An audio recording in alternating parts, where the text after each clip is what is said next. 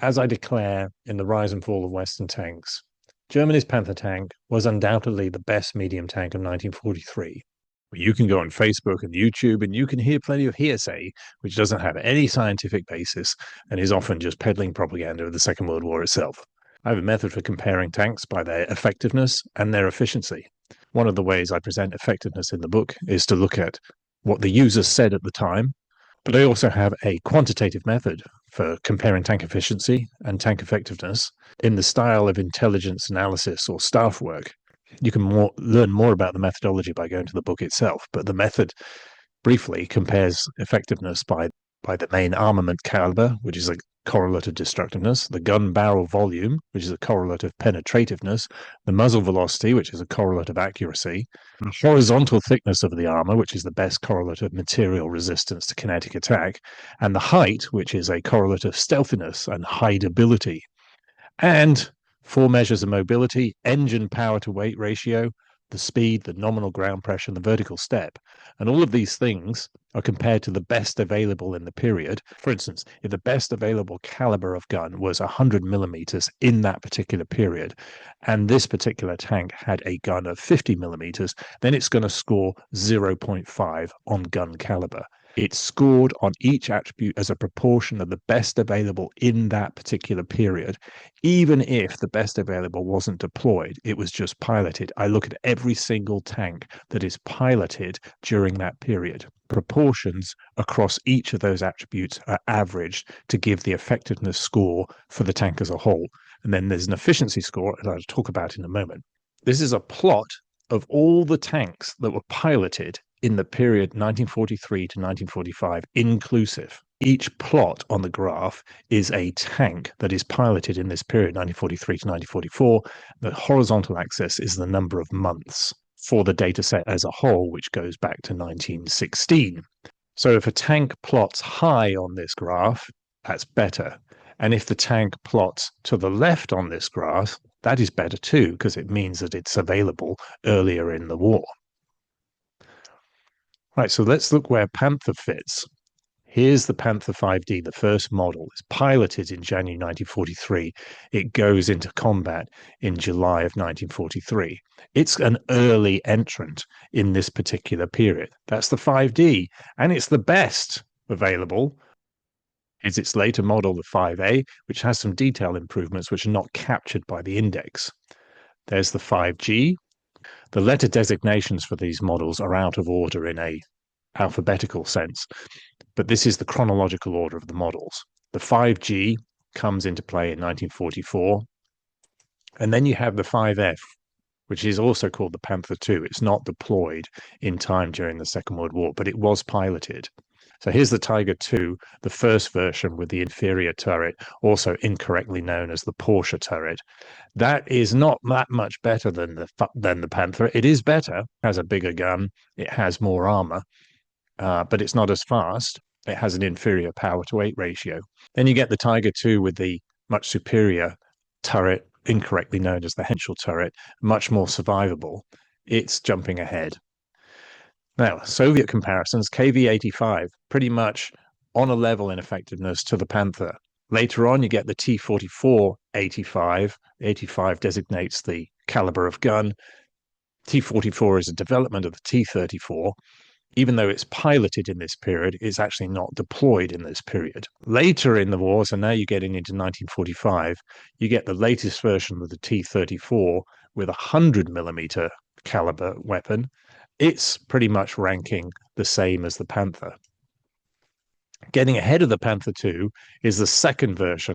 As for British competitors, well, you get the Comet. The Comet is really the first of the British tanks to be deployed, which is on a level with the Panther. Dating is the piloting of the Comet. It's not actually the deployment of the Comet, which comes pretty close to spring of 1945.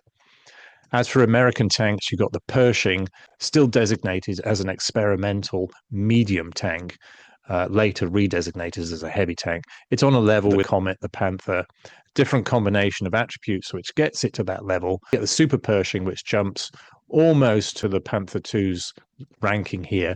Those were exceptional tanks, low production, late arrivals.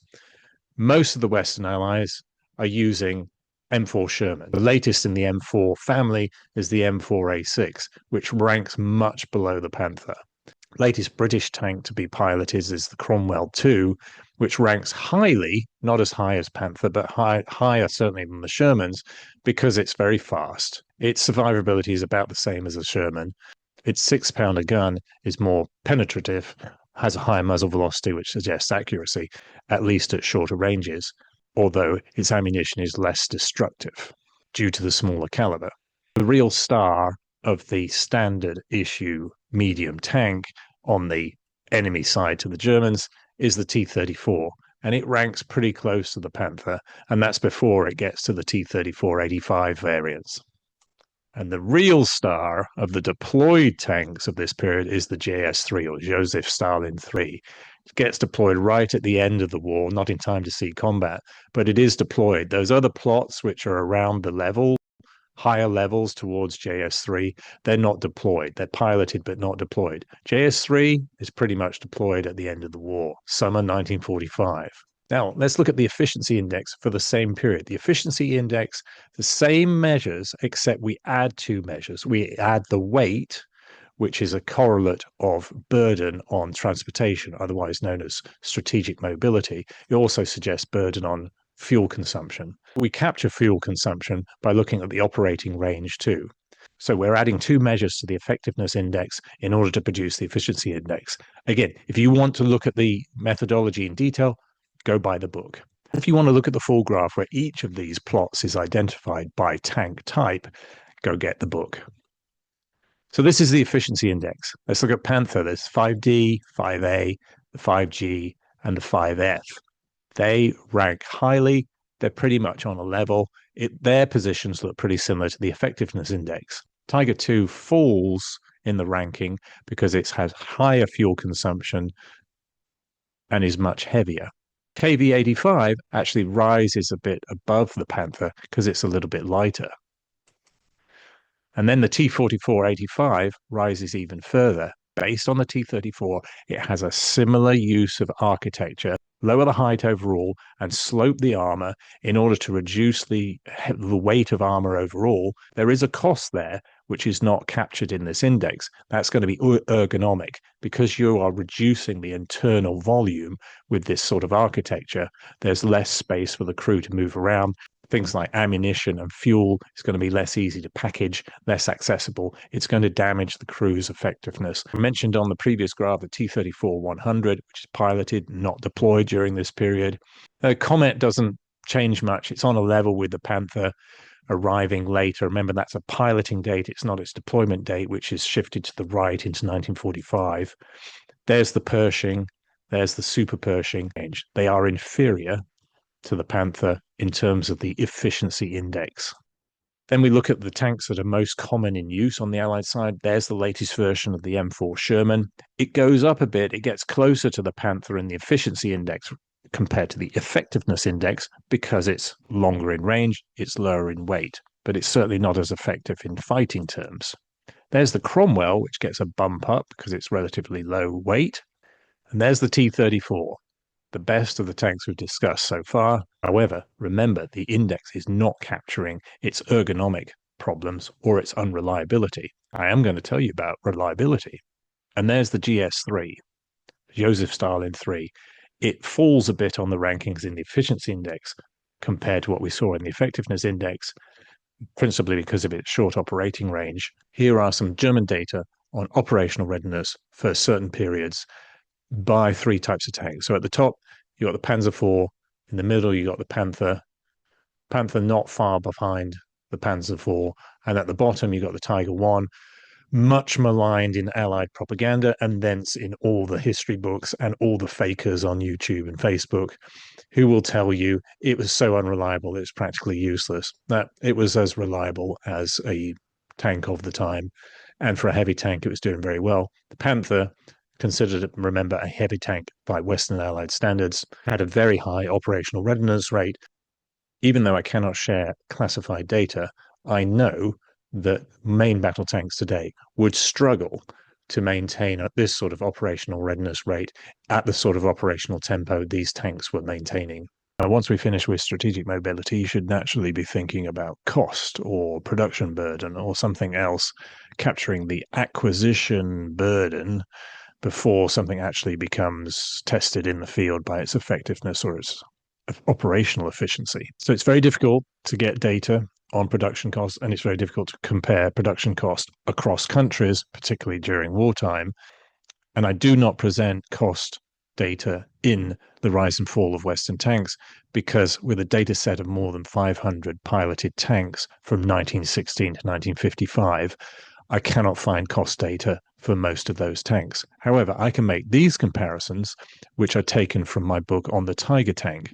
What the table tells you, you could have bought 2.2 Panthers of the first version for the cost of a Tiger of the first version.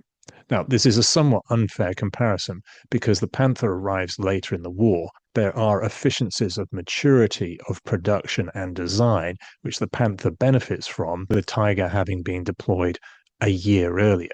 The Panther was designed in extremely efficient ways for production, such as large plates, so there's less welding. Panther's enemy tanks, where they are actually more expensive to produce because, for instance, they have much smaller plates, more riveting. So let's look at some of the technologies that made the Panther admired at the time.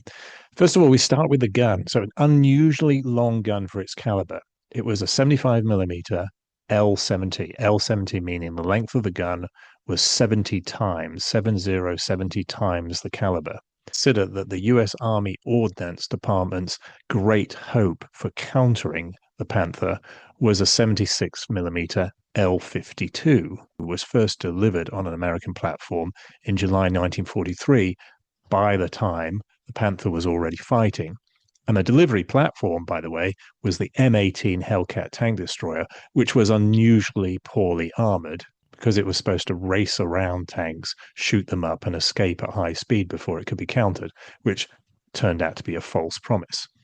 It wasn't standardized for all tanks because US Army Ground Force and Armored Force HQs rebuffed demands for a better anti-tank weapon than the 75mm tank gun, lest any higher velocity ammunition would sacrifice high explosive warhead in favor of propellant. Panther was also much thicker armored and with much better sloped armor than was typical on Western Allied tanks. There were some attempts to up-armor Western Allied tanks, but these tended to be rare variants. The M4 Sherman was developed into a variant known as the Jumbo Assault Tank, but it still had the same 75mm gun. Meanwhile, the British were more interested in up-gunning the Sherman and their own tanks, such as the Cromwell. They tried to squeeze their 17-pounder 76mm gun into existing platforms. So in short, you end up with Western Allied tanks being either well armed or well protected, but none was both, and most were neither. And then let's look at the mobility. The Panther tank is exceptional in this period for having the largest road wheels on any tank deployed. Now, larger road wheels suggest less rolling resistance.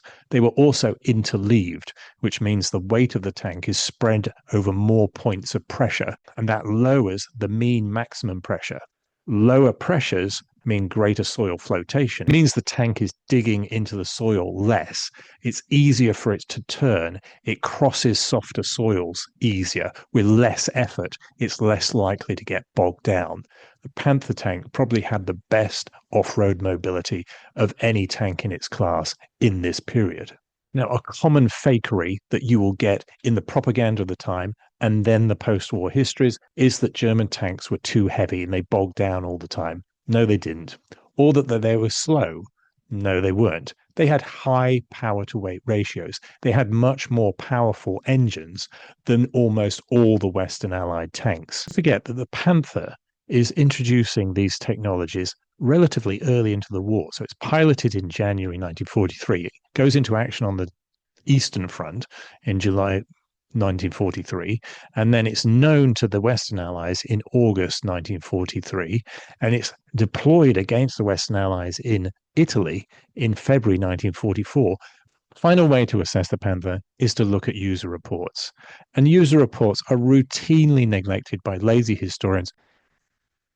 And finding user reports is burdensome. So there are the first-hand users who leave memoirs, but then there are the technicians who are on the front gathering data and submitting operational reports from theatres overseas to technical authorities at home. These sorts of reports are almost never investigated. However, dear reader, you have the rise and fall of Western tanks to correct that. So let's look at some of these user reports. Bear in mind political incentive to deny the inferiority of Western Allied tanks, and intelligence was literally suppressed. On the operational side, senior commanders wanted to deny the inferiority of Western Allied tanks because they didn't want to damage morale. Take Field Marshal Montgomery, who was going to lead Western Allied forces into Normandy in 1944. He was disinterested in technical intelligence. He had strategic designs, which he didn't really think the weapons mattered. Until late in August, he sent this unusually technical letter to the Vice Chief of the Imperial General Staff, who had just been assigned to take leadership of equipment requirements. Montgomery here in this letter admits what the technicians had been telling him for weeks. Quote, "The penetrating power of German tank armament is infinitely superior to the gun at present fitted to the Sherman 5, US designation, that's the M4A4, or Cromwell. At 1,000 yards, the Panther will penetrate 130 millimeters of armor. At this range, the 75 millimeter in the Sherman will penetrate 62 millimeters, and the 6-pounder in the Cromwell will penetrate 72 millimeters. As a target figure, I consider we require a gun that will penetrate 150 millimeters of armor." There you have it. You even get Montgomery admitting the inferiority of Western Allied tanks to the Panther, but he's doing it in private.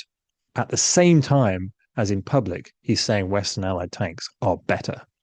Now, some of the users had been privileged enough to visit the School of Tank Technology, where there were some captured tanks, including a Panther D.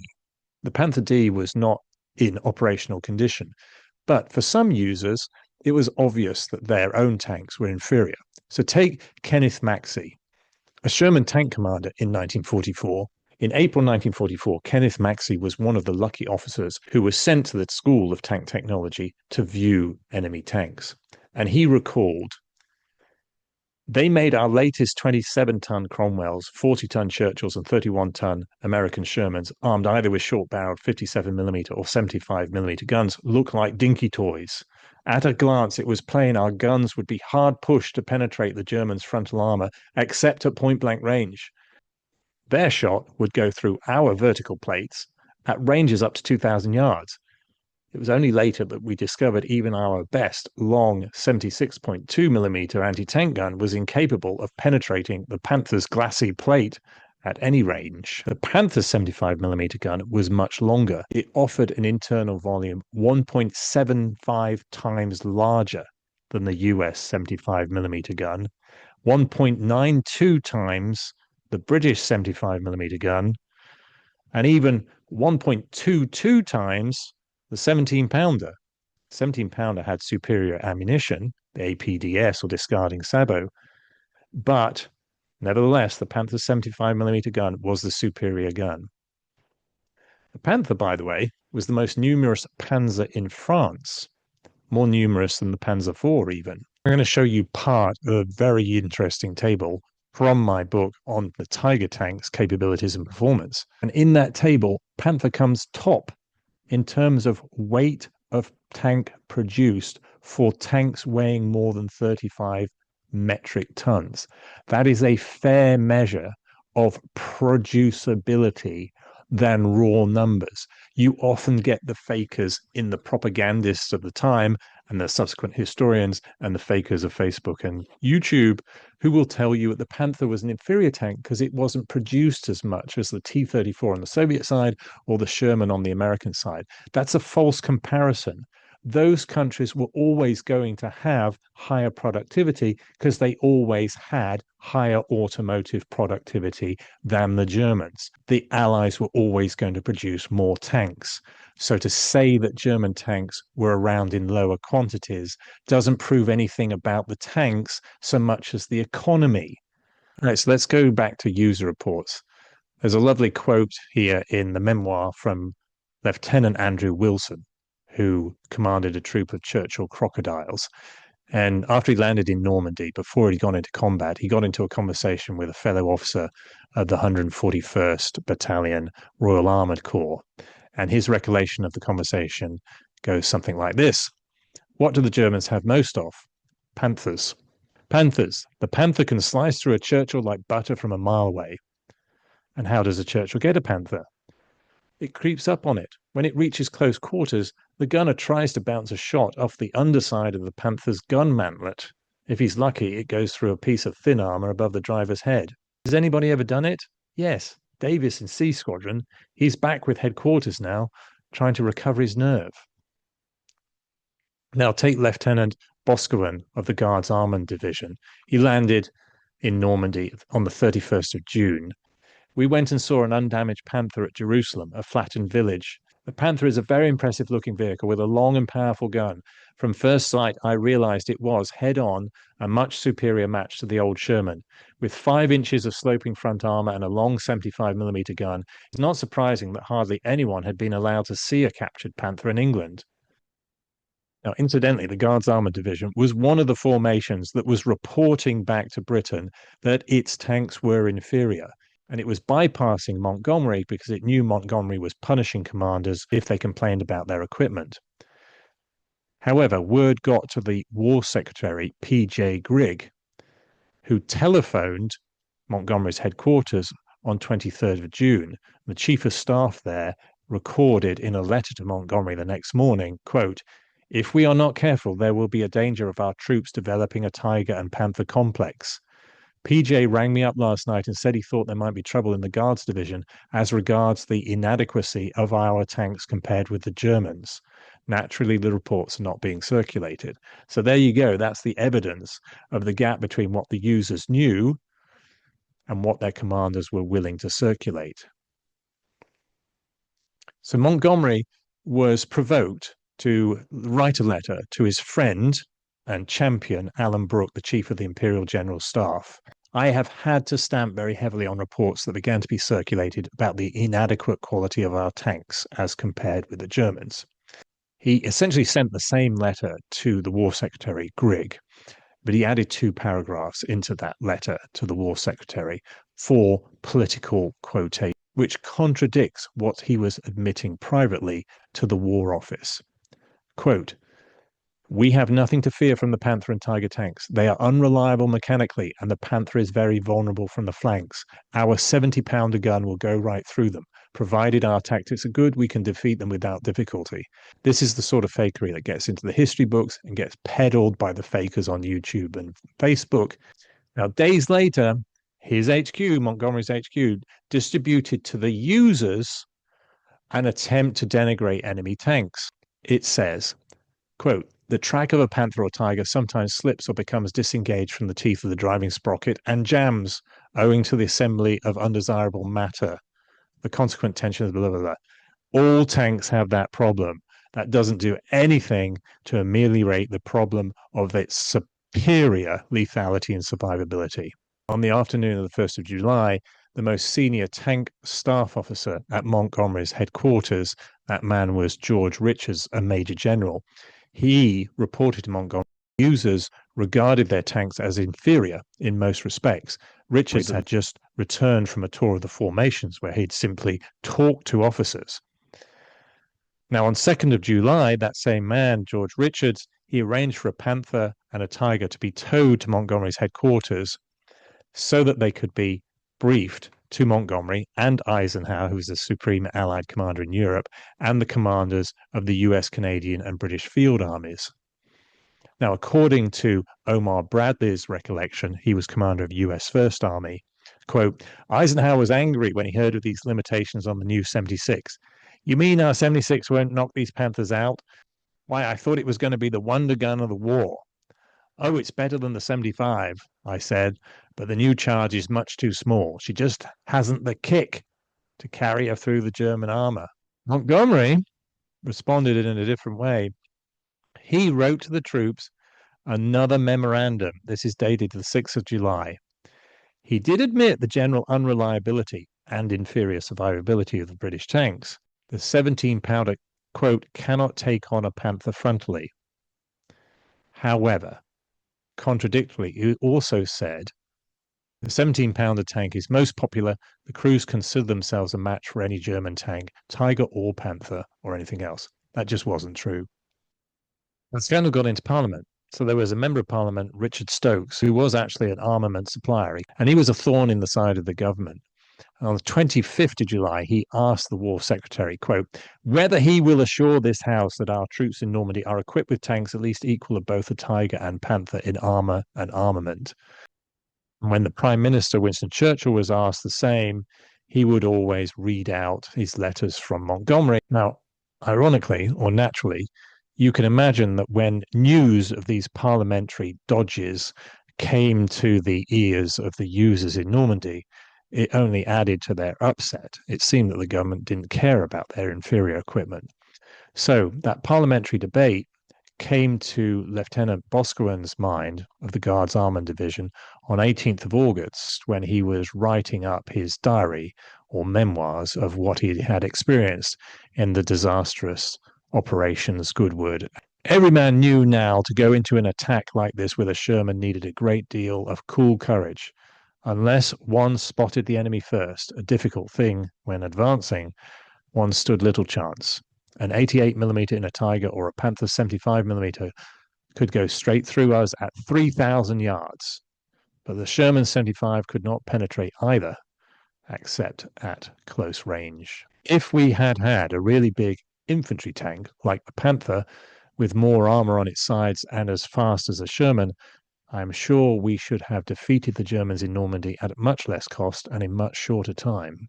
Kenneth Maxey was in Normandy at the same time. He recalled that the tank scandal was well and truly aired in Parliament by Richard Stokes while fighting was at its height in Normandy. To those who protested that he would discourage the army, tank crews bitterly responded that Stokes was merely reporting the obvious. As members of such a crew, we dreaded desperate voices on the radio reporting Tiger, even if, as in the majority of cases, it was a Panther, or more likely, an obsolescent Mark IV tank.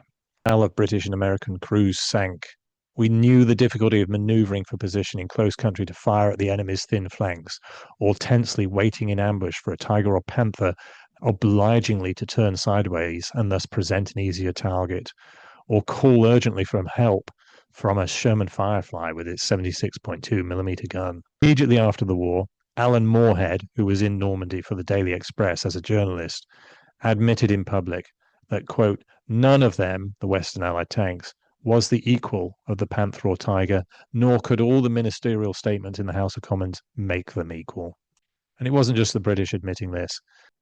Correspondent for the New York Times, that is Hanson W. Baldwin, he rebelled against the censorship and propaganda. He reported in January 1945 that, quote, our tank guns just won't penetrate the King Tiger or Panther from the front. It's lucky we have so many tanks.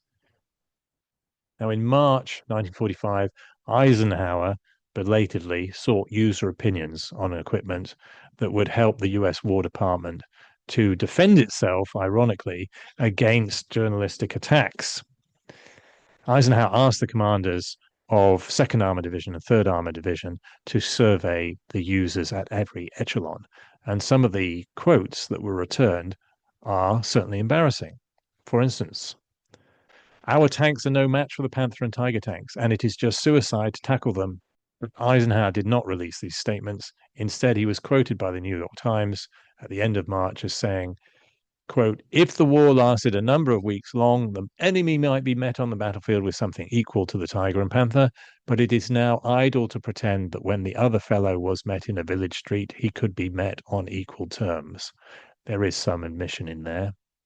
After the war, the British and US governments had to continue with the propaganda. A good example of this is the US Army Chief of Staff, George C. Marshall, who was Chief of Staff throughout the war.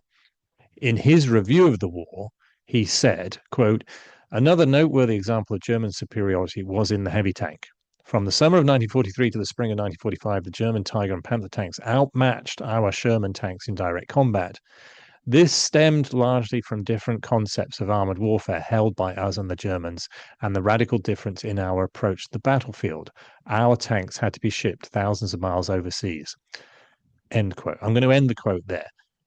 That is sort of true, except they never chose to have inferior tanks so that they could ship them thousands of miles. And by the way, having superior tanks doesn't really affect the shipping. Shipping was not bothered by the weight of tanks. In all, as I declare in The Rise and Fall of Western Tanks, Germany's Panther tank was undoubtedly the best medium tank of 1943. In contrast to the Allied tanks, it didn't really need an upgrade. The changes to its armor configuration and automotive lines were comparatively minor. It didn't need any change in its armament. Panther F was already in production at the end of the war, although it wasn't deployed, with lethality and survivability to match the post-war Centurion 3. And it had better mobility than the Centurion 3. And that Centurion went on to become the longest-serving and most exported Western series of tank. We haven't even talked about the superior optics in German tanks, the superior suppression of combustibility, superior ergonomics, superior camouflage, and a host of more difficult to measure attributes of a tank.